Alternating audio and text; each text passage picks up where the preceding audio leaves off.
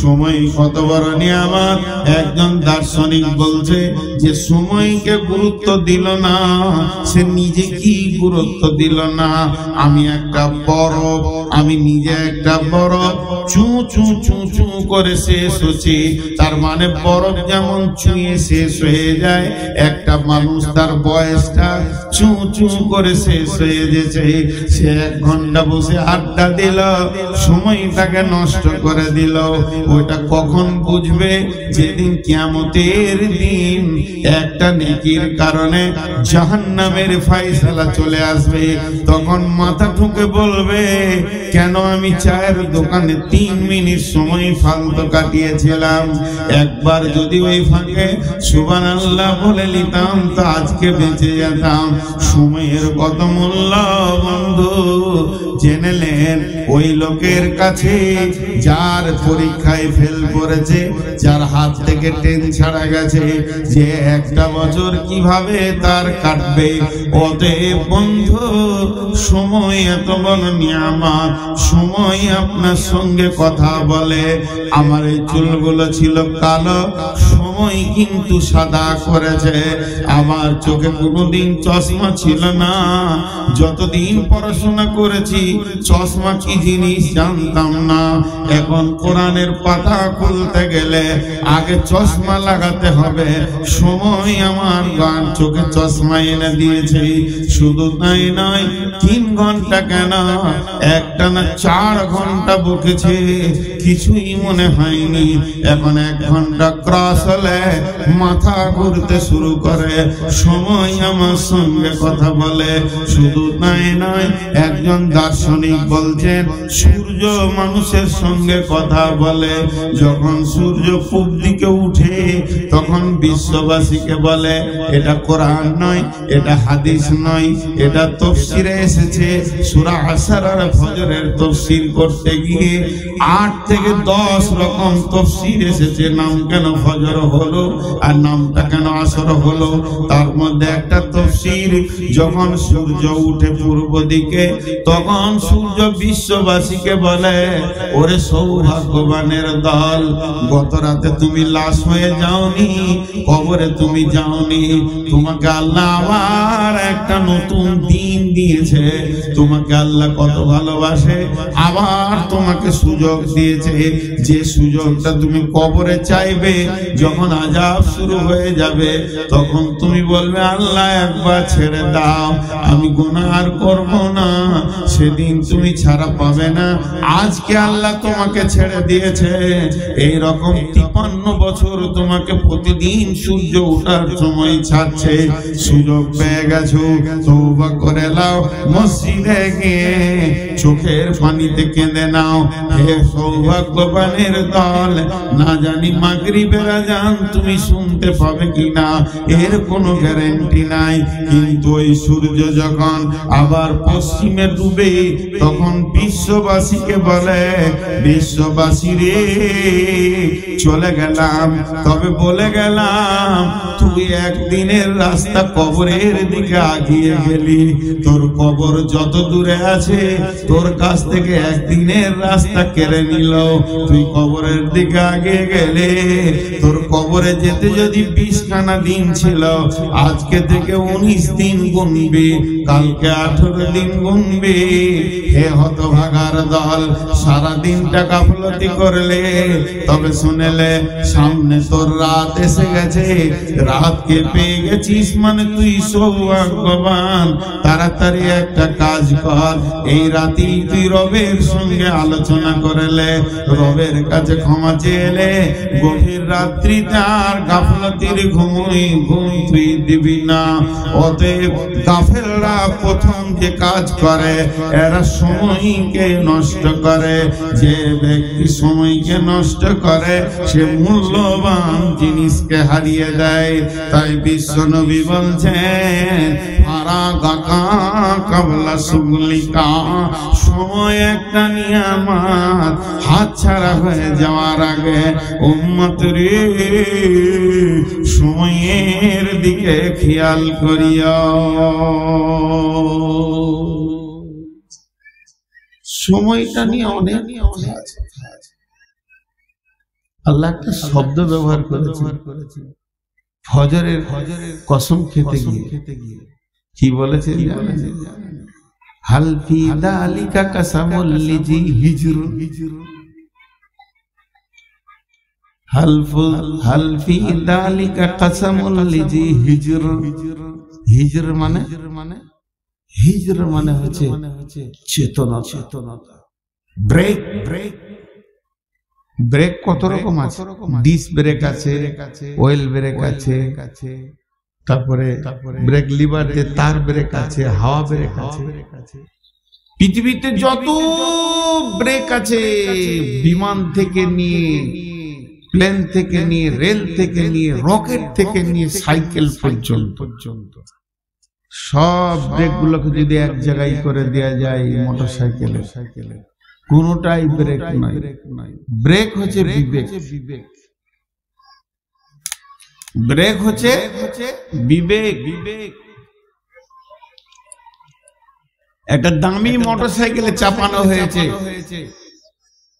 আর ওই মোটরসাইকেলটা এত দামি ও দু চাকাতেই ডিস ব্রেক আছে আর দামি ব্রেক আছে কিন্তু যে চালাইছে ওর বিবেক ঠিক নেই হয় মদ খেয়েছে আর না হয় পাগল ব্রেকে কাজ করবে জোরে বলেন ব্রেকে কাজ করবে আসল ব্রেক হলো বিবেক ড্রাইভার কখন ব্রেক লিভারকে কাজে লাগায় যখন ওর বিবেক আগে ব্রেক করে কথাটা বুঝতে পারলেন আল্লাহ বলছেন ওয়াল ফাজরি ওয়া লায়ালিন আশরি ওয়াস সাফি ওয়াল ওয়াতরি ওয়াল লাইলি ইদা ইয়াসরি আল্লাহ চারখানা কসম খাওয়ার পর বলছেন হাল ফি যালিকা কাসামুল লিদি হিজর আমার এই কসমগুলি কি বিবেক বানের চেতনা এনে দেবে না তারা কি এখনো ব্রেক করবে না এখনো কি জুয়াতে ঢুকবে এখনো কি মদেতে ঢুকবে এখনো কি তাসেতে ঢুকবে এখনো রান্ডিখানা যাবে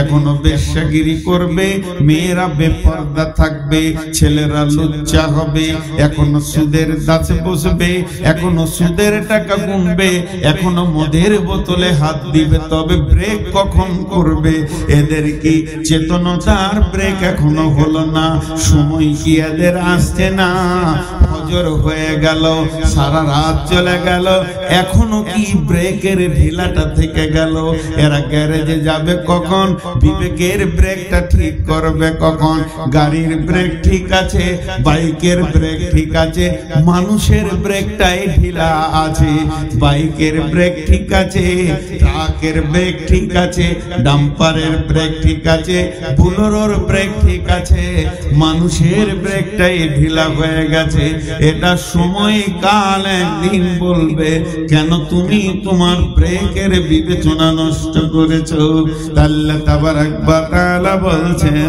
বিশ্ব নবী বলছেন সময়কে বড় নিয়ামত মনে করো যে সময়টা তোমার হাত ছাড়া হয়ে গেছে আর দ্বিতীয়বার তুমি ফিরে পাবে না কয়টা বলা হলো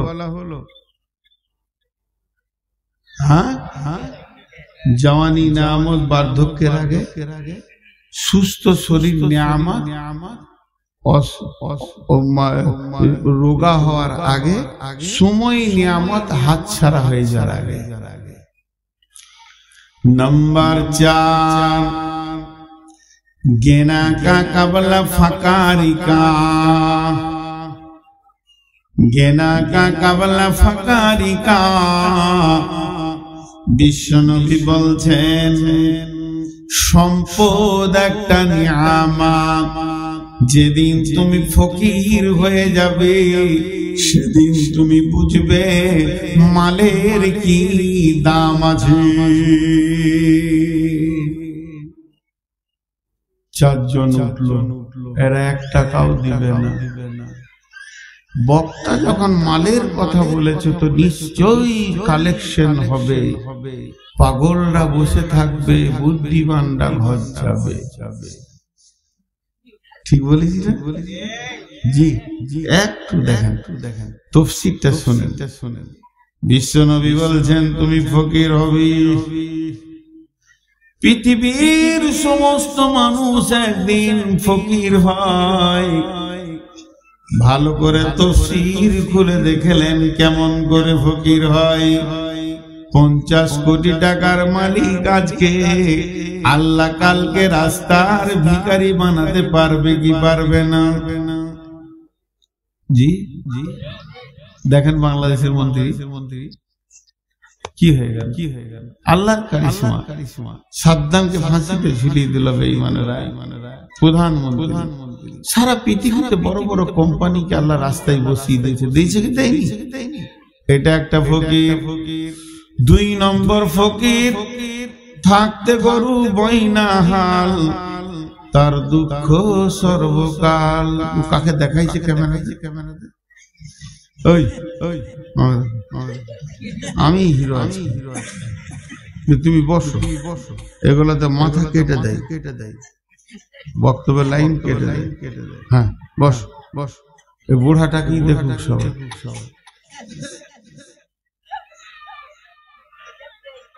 এই ফকিরটা কেমন?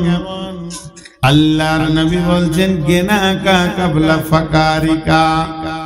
বিশ্ব নবীর জিভ থেকে বের হয়েছে তুমি ফকির হবে, তার মানে ফকির হতেই হবে, বিকল্প কোনো রাস্তা নাই।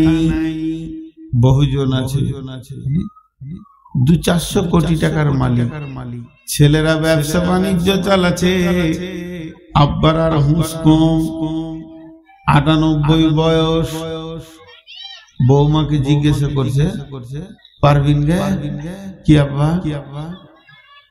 নাস্তা করলাম, ওটাই মনে নাই। 2খানা রুটি খেলে নাস্তা, হ্যাঁ জি আব্বা রুটি খেলে যা। ও দেখছিস এবার বলেন ওকে দিয়ে ব্যবসা চলবে না কোম্পানি চলবে? ছেলেরা বুঝে নিয়েছে বাপের দ্বারা আর ব্যবসা কোম্পানি চলবে না। এককালে বাপ তিলে তিলে কোম্পানিটাকে জমিয়েছে, এখন আর ওর দ্বারা হবে না।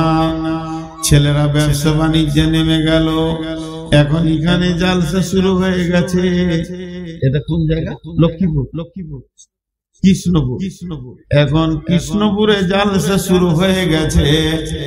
আর জালসায় মৌলানা সবুর সাহেব উঠে বলছেন মান বানা লিল্লাহি মসজিদান বানাল্লাহু লাহু বাইতান ফিল জান্নাহ। পৃথিবীতে যে মসজিদ বানাবে আল্লাহ তার জান্নাতে অট্টালিকা বানাবে। বোরার কাছে আর কিছু না, একটা লাঠি, একটা লুটা, গেঞ্জি আর লুঙ্গি। গেঞ্জিতে টাকা থাকে, ফকির হয়ে গেছে। মনে মনে ভাবছে দুটা তো বেটা, ওদেরকে 300-400 কোটি টাকা দিলাম, আসুক বড় বেটার কাছে লিব কিছু। বড় বেটা ঘর ঢুকছে 11:30টায়, গোসল টোসল করে খাবে। জমিরুল্লাহ হ্যাঁ কিছু বলছিল, 20,000 টাকা। দেখুন না যে ফকির আর দাপট নাই, টাকা কি করে বাবা?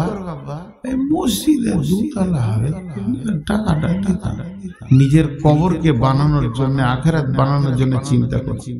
ছেলে বলছে ছাড়ো তো কথা বলে, মৌলবীর ওরকম বকা, ছাড়ো ধন্যে চলে গেল। ভাবছি তাহলে ছোট বেটাকে বলবো। ছোটটা ঢুকছে, জি ছোটটা ঢুকছে আর মোটরসাইকেল কি বলছে সাববিন না কি রে? তো ও বলছে কি হলো? ওর হুম করে ও তখন বিনা পানিতে শুকনা ঢোক গেলে দিল। বলছি বাড়ি এলি নাকি এটা জিজ্ঞেস করছি, চলে গেল। বিশ্ব নবী বলছেন তুই বস, তোর বাপকে বসা, গোষ্ঠী বসা, আর যতগুলো অঙ্কের মাস্টার আছে নিয়ে বস দে, তুই হিসাব করে তোর জীবনটা দেখ। এখন তুই ভিখিরি হয়ে গেছিস, ফকির হয়ে গেছিস, তোর জীবনে আর কোনো মূল্য নাই। তো বিশ্ব নবী বলছেন গেনা কা কাবলা ফাকারিকা, মাল আছে, মালের একটা হ্যান্ডেল আছে। যতদিন হ্যান্ডেল তোমার হাতে, মসজিদে দাও, মাদ্রাসায় দাও, নিজের অ্যাকাউন্টে জমা করে নাও। যেদিন হ্যান্ডেল হাতছাড়া হয়ে যাবে হে আমার উম্মত, সেদিন হাজার মাথা ঠুকলেও তোমার ছেলে তোমার নামে দান করবে না। ওরা যে দান করছে না এর জন্য দূষিত ওরা নয়। ন্যাংরার আঁটিতে ন্যাংরা হবে, ফজলির আঁটিতে ফজলি হবে, আবার গুঠির আঁটিতে গুঠি হবে। তুমি গুঠির আঁটি বসিয়ে দিয়ে ন্যাংরার অপেক্ষা করতে যেও না, কিয়ামত পর্যন্ত হবে না। তুমি নিজে ছিলে হাড় কিপটে বখিল মাল, তুমি দান করনি, তোমার ছেলেও দান করবে না। তুমি তোমার বাপের নামে 10 টাকাও কাউকে দেয়নি, তোমার ছেলে তোমার নামেও দেবে না। বড় বড় ইসলামী চিন্তাবিদরা বলছে ছেলেদের হাতে টাকা দিয়ে দান করো, তুমি দিও না, বরং তুমি ছেলেকে ডেকে বলো বাবা টাকাটা জমা করে এসো তোমার দাদুর নামে। দিয়ে বলবে আব্বাজান আমার বাপের তার বাপের জন্য দান করেছে, দাদুর জন্য। ছেলেরও বিবেকের চেতনার ঘরের হুড়কাটা খুলে যাবে, ছিটকিনি খুলে যাবে, ছেলেও দুই চোখে দেখতে পাবে। আমার বাপ যদি তার বাপকে 20 টাকা দিতে পারে, যেদিন আমার বাপ কবরে থাকবে আমিও বাপের নামে 50 টাকা টেবিলে ফেলবো। বানা বন্ধু আমার, ন্যাংরা আঁটিতেই ন্যাংরা হয়। অতএব বিশ্বনবী বলছেন গেনা কা কাবলা ফাকারিকা, তুমি তোমার মাল হাতছাড়া হয়ে যাওয়ার আগে দিনের কাজে তুমি লাগিয়ে লাও। বিশ্বনবী বলছেন খাসলাতু মিন উম্মতি মালি মালি মালি, আমার উম্মতের অভ্যাস হচ্ছে খালি মাল মাল মাল। কিন্তু মালের ভিতরে 3টি মাল তোমার, যেটা তুমি খেয়েছো এটা তোমার মাল, ওটা পায়খানা হয়েছে, যেটা তুমি করছো এটা তোমার মাল, এটা পুরাতন হয়ে যাচ্ছে। আর যেটা তুমি টেবিলে দিছো এটা তোমার মাল, এটা কোনোদিন ভাগ হবে না। জমি ভাগ হবে, জায়গা ভাগ হবে, মেরাসের সমস্ত মাল ভাগ হয়ে যাবে, কিন্তু টেবিলের মাল কোনোদিন ভাগ হবে না। এটা তোমার সলিড, তোমার অ্যাকাউন্টে জমা হয়েছে। বিশ্বনবী বলছেন ইত্তেবাউল মাইয়াতা সালাসাতুন ফায়ারজিআনে ইসনানে ওয়া ইয়াবকা মাহু ওয়াহিদুন ফায়ারজিআনে আহলুহু মালুহু ওয়া ইয়াবকা মাহু ওয়াহিদুন আমালুহু। আল্লাহর নবী বলছেন মানুষ যখন মরে যায় তার সঙ্গে 3টে জিনিস যায়, একটা তার আহাল যায়, 2টা তার মাল যায়, 3 নম্বর তার আমল যায়।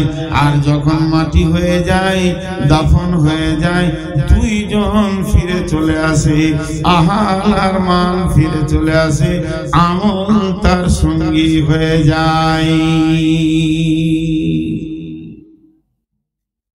কি হলো এটা নিতে হবে। এবার কি করবো? চুপ করে বসে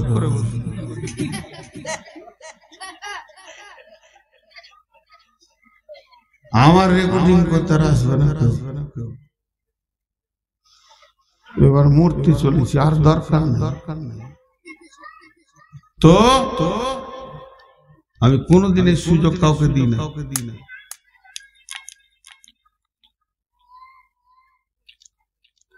কটা হলো? জওয়ানি নিয়ামত, বার্ধক্যের আগে।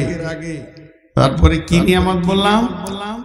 সুস্থ শরীর নিয়ামত, বুড়িয়ে যাওয়ার এই সুস্থ শরীর নিয়ামত, রোগা হওয়ার আগে মাল নিয়ামত,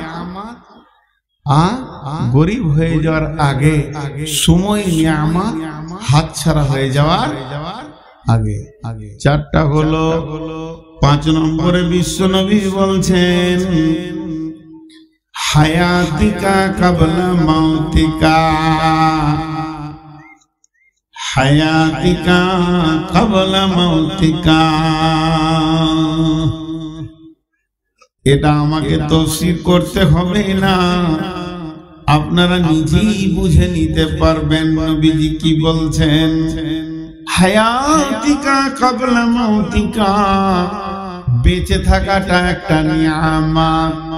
যেদিন আপনি আমি মারা যাব সেদিন এই নিয়ামতটা হাতছাড়া হয়ে যাবে। একটা নেকি আগে বাড়ানো যাবে না, একটা গুনাহকেও কমানো যাবে না, স্টপ হয়ে যাবে। এরই ওপরে আল্লাহর আদালতে বিচার চলবে। অতএব বন্ধুরে, বিশ্ব নবী বলছেন মতের আগে হায়াতকে নিয়ামত মনে করো।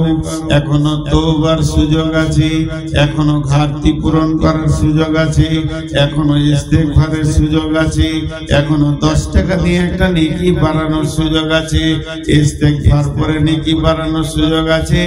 যেদিন মরে যাবে সেদিন আর উপায় থাকবে না।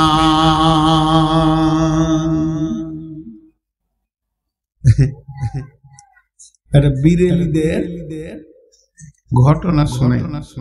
এই যে মাজার পূজারীরা আছে না, এখন তো ইউটিউবে অনেক জালসা আসছে। যত আইলা হাদিসরাও দিচ্ছে সহি ফতোয়া, তত বিদাতিরাও উঠে পড়ে লেগেছে। যদি ইলম না থাকে, বুঝার জ্ঞান না থাকে, তো বহু আইলা হাদিস ছিল পথভ্রষ্ট হয়ে যাবে ওদের কথা শুনে। একদিন